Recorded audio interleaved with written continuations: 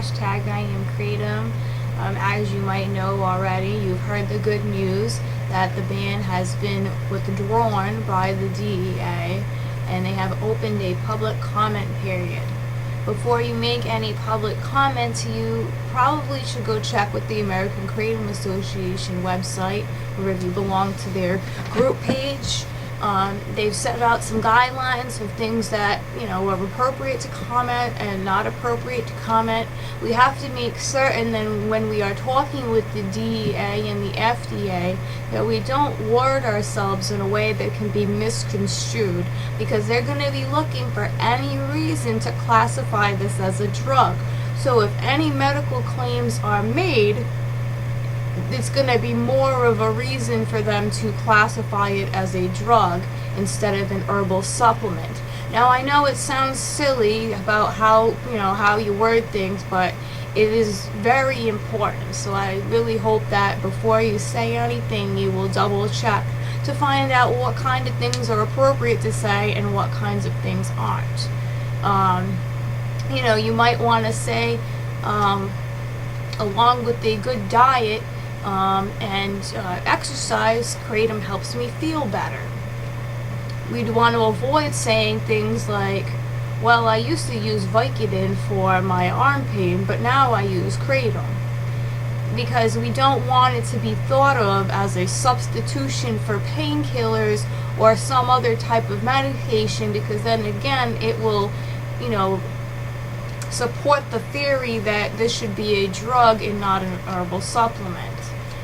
I know there's plenty of other herbal supplements out there that somewhat make medical claims, but in this case we have to be super, super careful with the words we choose and the way we want to describe Kratom, so that we do not give them more fuel for the fire of making it into a drug.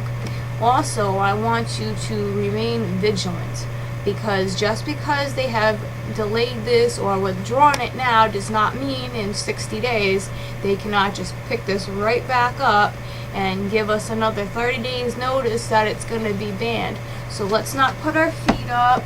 You can't see my feet anyways, but let's not relax. This is a time when we really need to stay together, and we need to still be tweeting, we need to be calling Congress, we need to be leaving messages with the White House, we need to be contacting celebrities and news media and anybody that we think might be able to help support the Kratom cause. So I want to reiterate that we really don't want to get comfortable.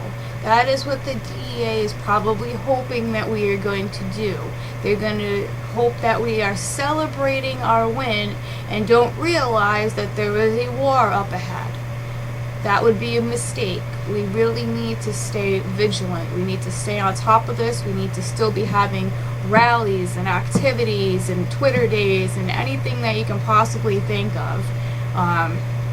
We want to make sure that we stay strong and that we're not, wasting an opportunity. We have 2 months that, at least we don't have to worry about it being taken away tomorrow, but we have to make sure that it's available next year and the year after and so on and so forth.